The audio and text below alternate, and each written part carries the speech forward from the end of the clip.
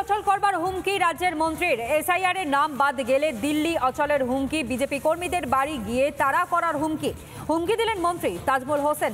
আগামীকাল থেকে বাড়ি বাড়ি যাবেন, যেখানে বিএলওরা তার আগেই এখনো পর্যন্ত হুমকি দিতে শোনা যাচ্ছে তৃণমূল কংগ্রেসের নেতাদের। এর আগে বিএলওদের ম্যান মার্কিং এর হুঁশিয়ারি দেন তৃণমূল কংগ্রেসের নেতারা। আর এবার দিল্লি অচল করবার হুমকি রাজ্যের মন্ত্রীর। এসআইআর এর নাম বাদ গেলে দিল্লি অচলের হুমকি। বৈধ ভোট যদি বাতিল হয়ে যায় ভোটার লিস্ট থেকে, তাহলে আমাদের লক্ষ লক্ষ লোক দিল্লি অচল করবে।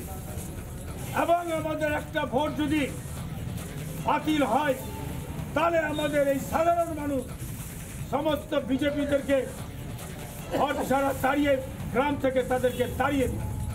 এটা হচ্ছে আমাদের সংকট। এবং সেই মন্তব্য আপনাদের সামনে আমরা তুলে ধরলাম, যেখানে বিজেপি কর্মীদের বাড়ি গিয়ে তাড়া করবার হুমকি পর্যন্ত দিতে শোনা যাচ্ছে রাজ্যের মন্ত্রী তাজমুল হোসেনকে। আগামীকাল থেকে বাড়ি বাড়ি যাবেন বিএলওরা, এবং তার আগেই বিএলওদের ম্যান মার্কিং এর হুঁশিয়ারি দেন তৃণমূল কংগ্রেসের এই নেতা। দিল্লি অচল করবার হুমকিও দিয়েছেন তিনি। এসআইআর এর নাম বাদ গেলে দিল্লি অচলের হুমকি, বিজেপি কর্মীদের বাড়ি গিয়ে তাড়া করার হুমকি, বিএলওদের ম্যান মার্কিং এর হুঁশিয়ারি দেন তৃণমূল কংগ্রেসের নেতা তথা মন্ত্রী তাজমুল হোসেন।